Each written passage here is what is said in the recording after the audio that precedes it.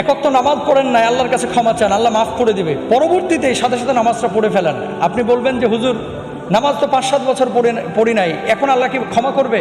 অবশ্যই আল্লাহ ক্ষমা করবে। আল্লাহ রহমানুর রাহিম, লা তাকনাতু মির রাহমাতিল্লাহ।